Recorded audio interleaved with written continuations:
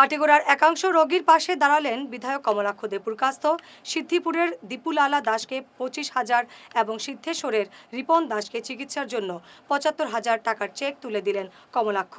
এদিকে কাটিগড়ার ধলছড়া এবং খৈয়াজানি গ্রামের ভূমিধসে ক্ষতিগ্রস্ত 4টি পরিবারকে মুখ্যমন্ত্রীর ত্রাণ তহবিল থেকে 25,000 টাকা করে দেওয়া হয়। ওর নাম Ripon Das. He is a kidney patient মানে কিডনি একদম ড্যামেজ হয়ে গেছে, কিডনি ট্রান্সপ্লান্ট করতে হবে। দুইটাই কিডনি একদম শেষ হয়ে গেছে। ওনার মা সেই কিডনিটা দেবেন আর কি। সেই ব্যাপারে মাননীয় মুখ্যমন্ত্রী 75,000 টাকা দিয়েছেন। ওর আয়ুষ্মান ভারতের কার্ডও আছে।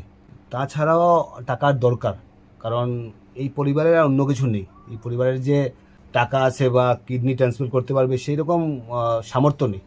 তো বিশেষ করে এই অঞ্চলের মানুষ সবাই সহযোগিতা করছেন, আমরা সহযোগিতা করব।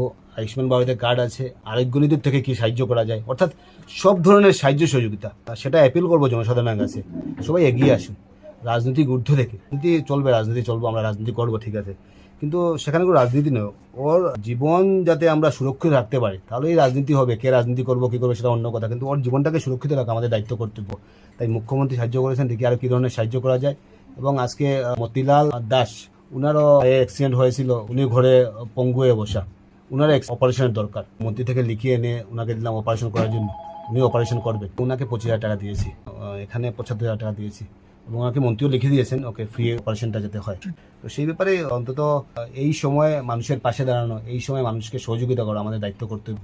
এলাকাবাসী, এই অঞ্চলের মানুষ খুব তৎপর, সবাই সহযোগিতা করছেন। বিশ্বাস করি সবার সহযোগিতায় রিপন আবার সুস্থ হয়ে আসবে। আহি পেলাই 25,000 চেক এখন দিছে, আৰু প্ৰথম দিনাও আহিছিলে, সেইদিনাও অলপ দিলে। দি পেলাই চৰকাৰৰ তৰফৰ পৰাও আপোনাৰ মই জানি পেলাই লগে লগে তেখেতক যে নাই আনিলোঁ, আনি পেলাই চাই পেলাই এতিয়া আজি 25,000 টকা দিছে। আৰু তেখেতে কৈছে যে মুখ্যমন্ত্ৰী অধিৱেশনত ইয়াত কথা তুলিছিলে, তাৰ পৰাও 1,20,000 দিব।